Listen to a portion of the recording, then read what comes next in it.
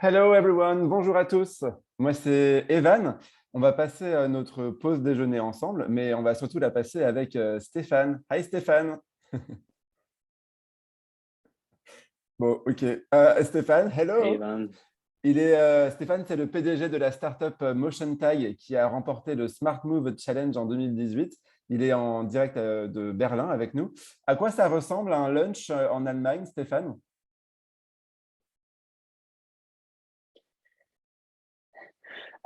Normally we eat, of course. I mean, I had early lunch today because I was preparing for the webinar. And again, thanks for having me, first of all. Perfect. So before we go any further, if you speak English, you just have to click on the globe button at the bottom of your screen and you will hear David, who is here to translate this interview for you.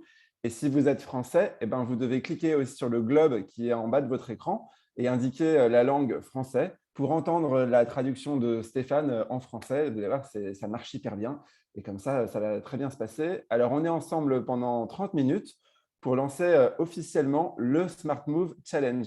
Alors, le Smart Move Challenge, c'est quoi? Eh bien, en quelques mots, c'est un concours de start-up qui est organisé dans le cadre du salon du European Mobility Expo qui va se dérouler du 7 au 9 juin à Paris. C'est un concours qui s'adresse aux start-up, les start-up, comme on dit, early stage, au début de leur projet, et qui ont un produit ou un service utile à la mobilité des personnes.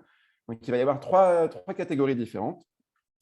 Des outils ou des services pour l'exploitation, des outils ou des services pour les voyageurs et des outils ou des services pour les collectivités. Donc, si vous allez sur le site de European Mobility Expo, vous allez pouvoir remplir un petit formulaire de candidature et vous avez jusqu'au 22 avril à minuit pour le faire.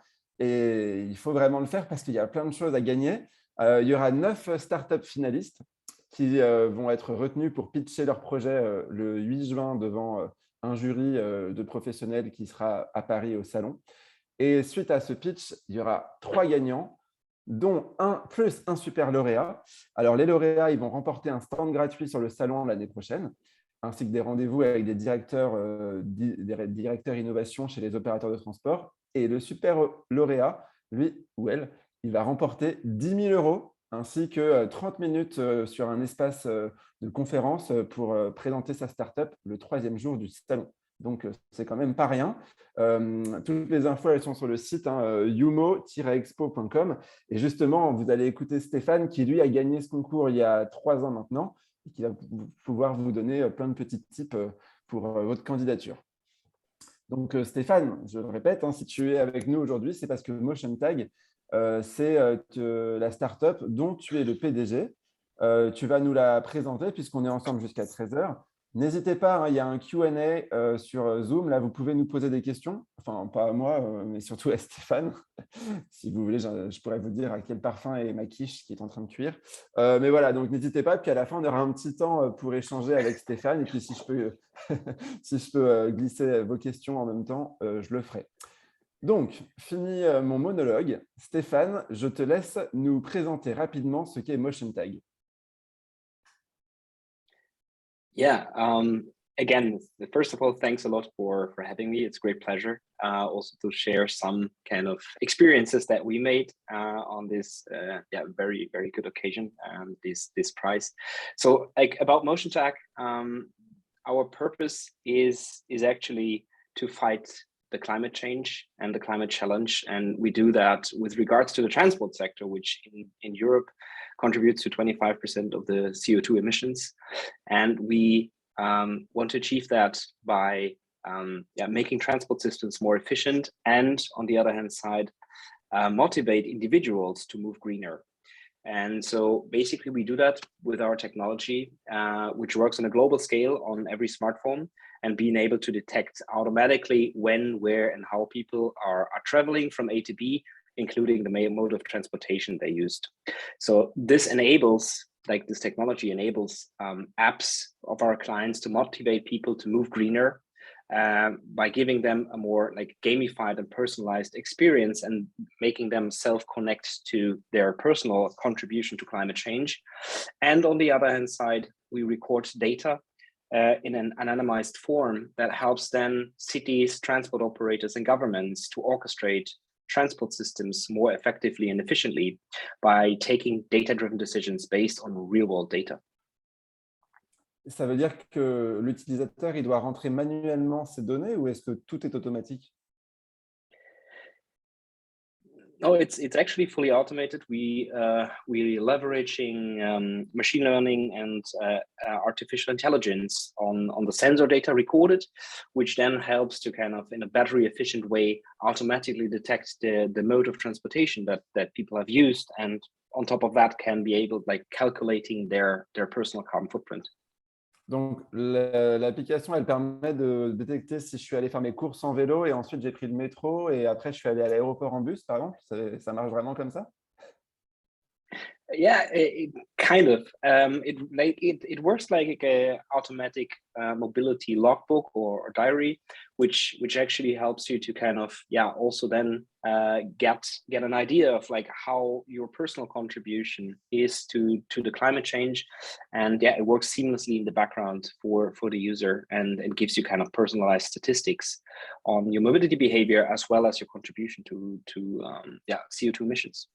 Bon, bah, on comprend mieux pourquoi est-ce que vous avez gagné le Smart Move Challenge il y a 3 ans. Alors, pour commencer à rentrer un petit peu dans le vif du sujet, j'ai préparé des panneaux. Tu vas nous parler des up and downs, les difficultés rencontrées, mais aussi les réussites collectives et plus généralement le parcours entrepreneurial que tu as eu avec Motion Tag. Tadada. Yeah, very, very nice. So I mean, there's been like tons of challenges and ups and downs, and it's like daily on a daily basis, on a monthly basis, on a yearly basis. So there's a lot of roller coaster involved. I mean, there are challenges, for example, like getting your first clients on board, get your first investors on board, and like constantly. Les tout premiers investisseurs et d'aller vers voir comment accorder marché et produits et faire de l'éducation du marché pour faire la transposition vers de nouvelles technologies et le recueil de données de transport. Et enfin, il y a des questions d'échelle d'équipe et de préservation de la culture, notamment maintenant qu'on fait tous du télétravail avec le Covid. C'est un vrai défi pour beaucoup d'entreprises aujourd'hui d'avoir une occasion de faire le bilan. On a créé Motion Tag en 2015. On a commencé à avoir un petit peu d'entrée en marché en 2016. En 2017, on a démarré une deuxième ligne de produits en billettique. Et en 2019, on a décidé d'aller un peu plus loin que le billettique pour aller vers le calcul et le suivi du CO2 et des systèmes de transport. Donc, il y a toute une dynamique qui a émergé. D'un côté, il faut garder la vision de départ et d'autre part, il faut intégrer les retours du marché. Combien de personnes qui travaillent dans l'équipe de Motion Tag? We're currently À 22 présent, nous sommes 22 des experts du monde du transport et aussi les développeurs de logiciels, les développeurs d'applis et l'apprentissage machine. Actually, I mean, we're En like, fait, most of us are in the Berlin metropolitan area. la plupart sont dans l'agglomération de Berlin, mais à cause de ces nouveaux modes de travail, nous sommes désormais en mesure de recruter depuis l'Allemagne, la partie occidentale de l'Allemagne, parce qu'on est tous, on est devenu une entreprise qui travaille à distance par priorité. Donc, cela nous permet de recruter qui sont situés ailleurs. Cette structure d'entreprise, qu'est-ce que tu dirais, quelle est la première qualité d'un bon entrepreneur et comment est-ce que tu fais et quels seraient tes conseils pour surmonter les petites difficultés que tu peux rencontrer? Yeah, I think the biggest thing to mention is Alors, like le plus grand défi, c'est de persévérer. Je pense que il faut avoir de la niaque, il faut s'assurer à ce qu'on reste en phase avec sa vision. Et un équilibre entre cette vision, la vision de l'entreprise et en même temps tenir compte du retour des investisseurs, du marché. C'est un arbitrage constant entre ce qu'on a en tête et ce que le marché est en train de vous dire. Et en plus, il est important de s'entourer de personnes compétentes, intelligentes pour construire une belle équipe. Je pense qu'au final, on commence en travaillant tout seul jusqu'à ce qu'on ait les moyens et l'argent pour recruter des gens qui peuvent faire mieux. Et c'est comme ça qu'on peut monter à l'échelle et devenir une entreprise réussie. Est-ce que moi, en France, je peux avoir Motion Tag sur mon téléphone? Yes, of course. I mean, Bien évidemment, il y a un appli démo et beaucoup d'applications de la part de nos clients, comme par exemple le défi climatique suisse de Swisscom, STB. Donc, il y a cette démo, vous pouvez rechercher ça sur les stores. Et beaucoup d'autres applications où nous apportons des éléments à des applis et des cas d'usage basés sur notre technologie. Si vous voulez aller chercher l'application, n'hésitez pas à y aller, hein, comme nous le disait Stéphane. Et surtout, n'hésitez pas aussi dans le petit Q&A sur Zoom à nous envoyer des questions. Comme ça, je pourrais les poser directement à Stéphane. Il y aura un temps d'ailleurs pour ça à la fin, d'ici un petit quart d'heure. Alors, on va continuer sur un autre thème qui est très important hein, quand on développe sa startup. C'est l'innovation. C'est quoi, toi, Stéphane, ta conception de l'innovation? Comment est-ce que comment tu l'imagines, comment tu la génères, comment tu la suscites et comment tu la fais perdurer? Ça fait déjà 6 ans que Motion Tag existe. Il faut sans cesse innover, en fait. Yeah, like fully correct. I mean, Oui, tout à fait. Evan, c'est un équilibre entre ce qu'on a en tête et le marché. De mon point de vue, c'est très important de faire cela en marche avec ses clients. Il faut créer les produits viables à minima. Et puis, au départ, on veut que tout soit parfait. Mais si on est développeur tout seul chez soi et puis on va vers le marché, on se rend compte que ce n'est pas ça dont le marché avait besoin. C'est là où on comprend qu'on a beaucoup dépensé pour pas grand-chose.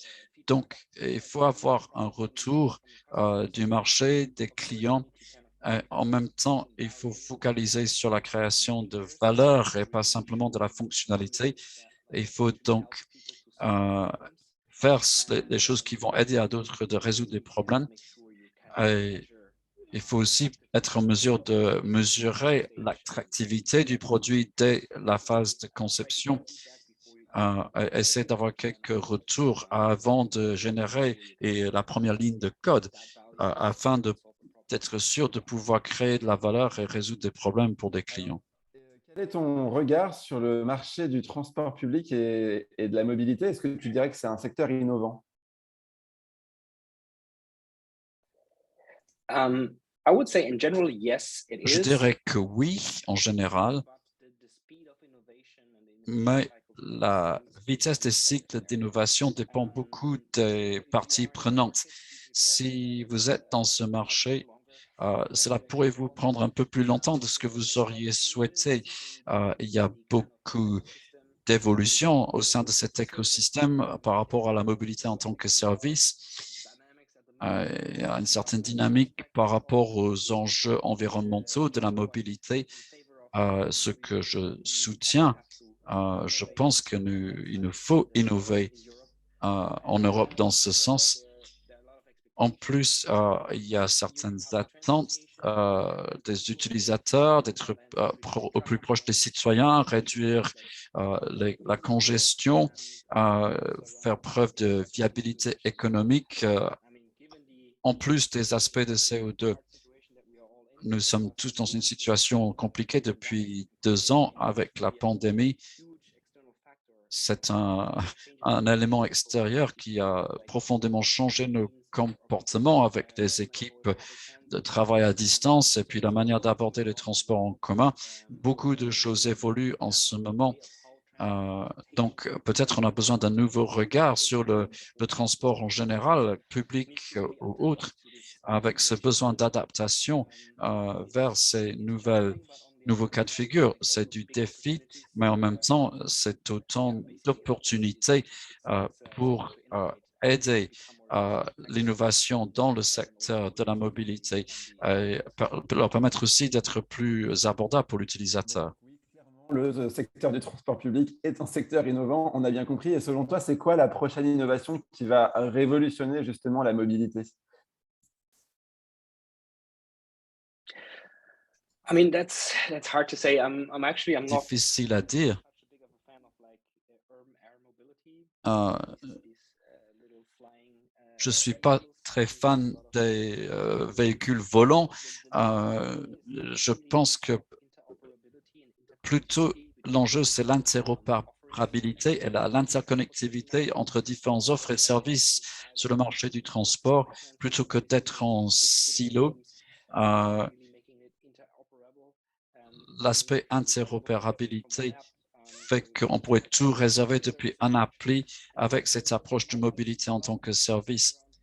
Et je pense qu'il y aurait des choses à voir avec les émissions carbone, une sensibilisation en les motivant, en leur donnant des incitations, pourquoi pas même au niveau des gouvernements, pour un verdissement de leur comportement. Donc, je pense qu'il y a beaucoup de potentiel si on peut internaliser les coûts externes, notamment par rapport aux embouteillages et les émissions de CO2. Donc, il y a de belles opportunités pour rendre le système de transport plus efficace tout en améliorant la qualité de vie des villes. Alors, Séverine, on a bien eu vos questions, on les garde pour la fin. Moi, je voulais qu'on parle maintenant d'un autre aspect, hein. Quand on est une startup, il faut être un outsider. Il faut savoir trouver sa place, hein, sur le marché. Comment est-ce que vous avez réussi à créer une crédibilité, une légitimité? Comment on peut faire quand on est une startup et comment on peut intégrer des marchés, par exemple celui de la France, hein, soyons chauvins. Yeah, that's a very good one. Oui, I mean, très bonne question. En somme, je pense qu'il faut se positionner en tant qu'expert. Idéalement, vous avez des références au fil du temps et c'est toujours utile de dire que je travaille avec tel opérateur national en Suisse, en Allemagne, pour aller vers un pays en disant nous avons ces références et ça c'est très utile. Et il faut être très connaisseur dans le domaine des transports pour atteindre ce marché. Je pense qu'un autre défi qu'il faut relever, c'est de trouver les bons interlocuteurs au sein des grands groupes, par exemple les chemins de fer nationaux, où il y a des centaines de milliers d'employés. Il faut trouver son chemin dans ce labyrinthe, de trouver les bonnes personnes avec l'aide de partenaires qui peuvent vous guider. En France, le fait de parler français, c'est très important. Désolé, ce n'est pas mon cas. Mon collègue Fabien, qui est de langue maternelle française, normalement, lui, s'occupe du marché français. Son expérience, il y a beaucoup de coups de téléphone et de réunions avant la prise de décision, mais il se peut que le marché français soit un peu plus lent que le marché allemand. En tout cas, c'est notre perspective. Comment ça, les Français sont lents? Bon, on aura l'occasion d'en reparler. Peut-être au YUMO, hein, du 7 au 9 juin. Je vous rappelle les dates si vous n'avez pas encore réservé dans votre agenda. On enchaîne la suite avec 2030.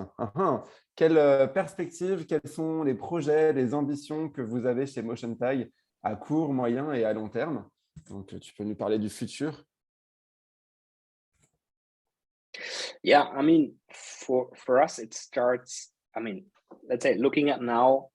Je dirais Donc, pour l'instant, nous regardons le marché germanophone, mais on commence à développer le marché francophone. Et en 2023 vers 2030, c'est une question de monter à l'échelle au travers de l'Europe. Ne pas tout faire tout seul, mais aussi trouver des partenaires locaux parce que nous devons être bien intégrés à l'échelle des transports régionaux, que ce soit en France, en Espagne, au Portugal. Il faut des gens de terrain qui ont un réseau et qui vont pouvoir l'exploiter. Donc, ce déploiement au travers de l'Europe, ça fait partie de notre feuille de route pour les années à venir. Et s'agissant de nos objectifs, nous voulons devenir la plateforme incontournable pour l'analyse de la mobilité pour que les décideurs européens puissent avoir un regard très précis en temps réel de la mobilité et en même temps de remplir notre objectif de donner des incitations aux citoyens d'avoir un comportement plus éco-responsable et d'avoir cette vision d'un transport plus efficace, moins gourmand en CO2 et en carbone. Je t'arrête, on a une question de Séverine tu parlais de partenaires tout à l'heure. Quel type de partenaire?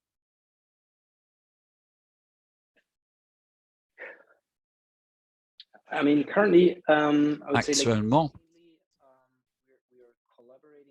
nous travaillons avec les personnes de la recherche sur le marché de la mobilité et aussi du conseil en mobilité pour avoir des entrées auprès des opérateurs. D'autres partenaires sont pertinents par rapport aux émissions de CO2 des citoyens. C'est plutôt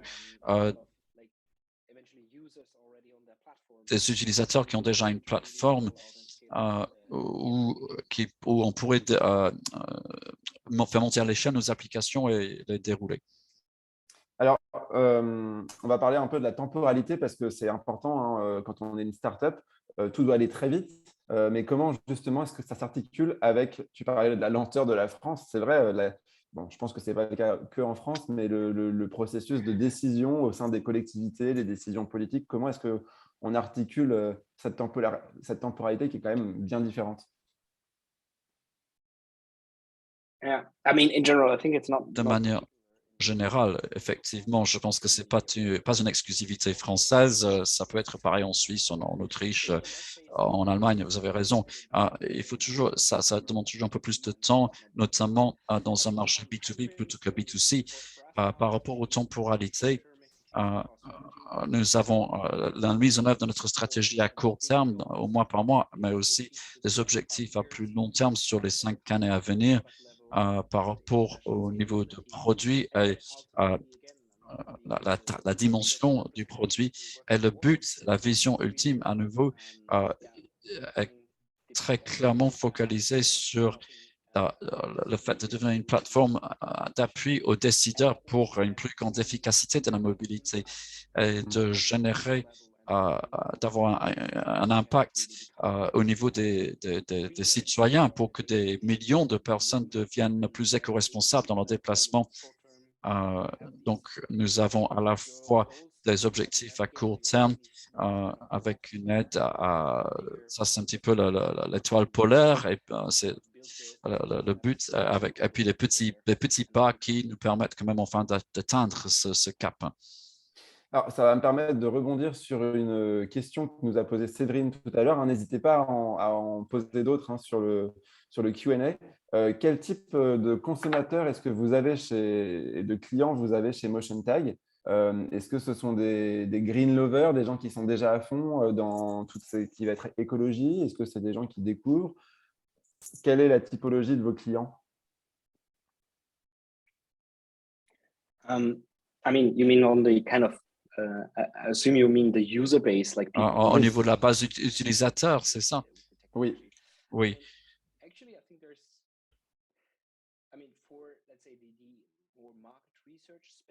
dans l'espace d'études de marché où on travaille avec quelques grands noms, on vérifie à ce que les utilisateurs de nos applis sont assez représentatifs de l'ensemble de la population. C'est pour cela que nous collaborons avec ces cabinets de recherche et d'études marketing. Il y a aussi des applis portées plus vers l'environnement. Je pense que les gens, on attire déjà des gens assez convaincus qui n'ont pas de voiture personnelle, qui sont peut-être véganes, mais en réalité, la base utilisateur est quand même plutôt assez représentative sur le plan national.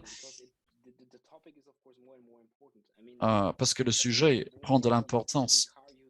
On n'a pas évidemment les autophiles, les gens qui se moquent de comment ils se déplacent, mais quand même, il y a une acceptation assez large. Et on cherche aussi à comprendre la démographie de notre base utilisateur et nous nous apercevons que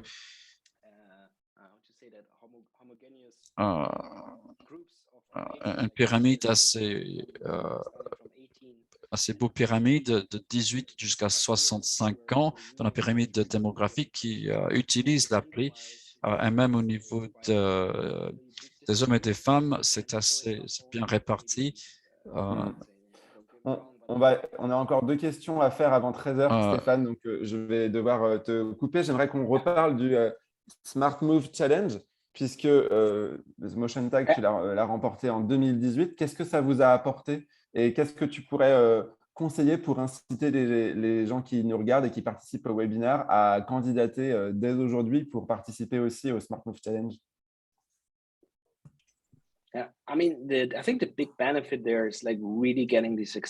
Alors, c'était l'exposition, la notoriété, notamment dans le marché français. Cela nous a beaucoup aidé. Et aussi de pouvoir être mis en lien avec les acteurs majeurs en France. On a eu beaucoup de réseautage grâce à cet événement. Et cela nous a beaucoup impulsé. Alors, les astuces, veillez à ce que votre message soit bien communiqué. Vous avez peu de temps pour le communiquer. Il faut être pertinent et avoir une bonne présentation et montrer la valeur que vous créez. Ouais, plus généralement, est-ce que tu aurais 1 ou 2 conseils à donner à des startups qui veulent se lancer parce qu'elles ne sont peut-être pas mûres pour participer au Smart Move Challenge là dans quelques mois, mais déjà pour se lancer, quels seraient tes conseils? Même quand on ne se sent pas tout à fait prêt, avoir des retours le plus vite par rapport à ce qu'on est en train de faire est très important. C'est peut-être pas 100% parfait, mais il faut avoir ces retours rapidement. Et si ça ne marche pas cette fois-ci, il faut tenter le coup encore la prochaine fois, persévérer, comme j'ai dit, essayer, recueillir ces retours du marché. Bon, voilà, il est 12h59, on est pile poil dans les temps. Merci beaucoup, Stéphane, c'était hyper intéressant. Ça m'a donné envie de monter ma startup. Je ne sais pas de quoi encore, mais peut-être je vais réfléchir. Thanks a lot for having me. Formidable, merci beaucoup encore de m'avoir accueilli. En tout cas, si vous avez envie de candidater au Smart Move Challenge, je vous rappelle qu'il y a pas mal d'expositions à gagner. Vous pouvez avoir un stand gratuit sur le salon, vous pouvez avoir un chèque de 10 000 €. Donc, allez vite sur yumo-expo.com. Il y a le formulaire de candidature qui vous y attend. La deadline, c'est jusqu'au 22 avril. Donc, notez bien pour ne pas être en retard. Donc, n'hésitez pas à candidater. Merci d'avoir été là. Le webinaire, il est en replay. Et puis, continuez à suivre le Yumo sur les réseaux sociaux. Il y aura plein d'infos qui arriveront d'ici le mois de juin. Moi, maintenant, je vous laisse parce que ma quiche est prête. Allez, bon appétit à tous.